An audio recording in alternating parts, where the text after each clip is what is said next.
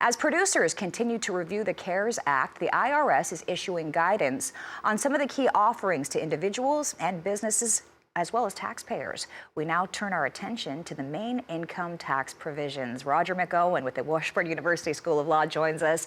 A lot of people check in their direct deposit account information today, Roger, hoping to see that check reflected. But let's start with some of the miscellaneous provisions producers need to keep in mind. Good to be with you, Christina. Right. A lot of people's focus are right now are, of course, on the loan provisions and those economic impact payments that are hitting their bank accounts for the individuals that aren't phased out on that. But there are some other provisions that are changes to the tax code for 2020 that require some thought and maybe some planning that can take place to take advantage of this on the 2020 return.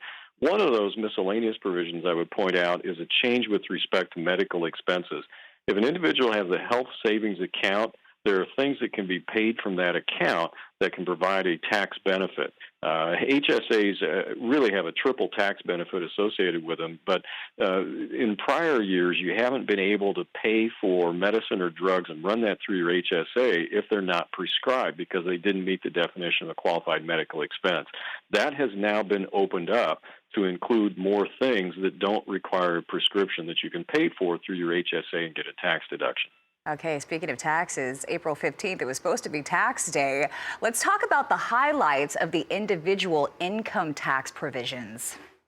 Yeah, this is indeed the strangest April 15 I've encountered for a very, very long time, that we're not fighting for the end here and looking forward to the 16th. It's a different go-around this time. But, of course, the economic impact payments, but then there's a change to the charitable contribution rule for 2020. There are two changes in the law that apply this year. You get a $300 above-the-line deduction for cash contributions to public charities during 2020. So that's just a $300 one that's there. And then the change also increases the 60% limitation on your charitable deductions compared to your modified adjusted gross income to 100%. In other words, there's no limit on the amount of charitable contributions that you can make this year that is tied to your adjusted gross income. They've been limited by adjusted gross income in the past, but not this year. But that'll change again next year. What about business provisions?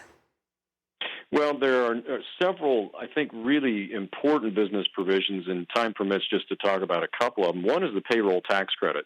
The legislation provides a refundable payroll tax credit for 50% of wages paid by an employer that has operations fully or partially suspended due to the governmental actions as a result of the virus, and that's in lieu of participation in other payroll protection loan programs.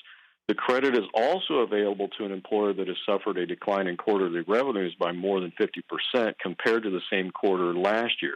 Now, farmers and ranchers, their businesses are deemed essential, and so they're not affected by any type of partial shutdown or full shutdown. So they've got to look at revenue. So they would only qualify for that credit, payroll tax credit, if their quarterly revenues declined by more than 50% compared to the same quarter last year. So there's some planning points with respect to that. We could do things with CCC loans. We could do things with deferred payment contracts to at least on an accounting standpoint, drive our revenue down so that we can qualify for that. Okay, so much to consider. Thank you. Roger McEowen with the Washburn University School of Law, always bringing us excellent guidance.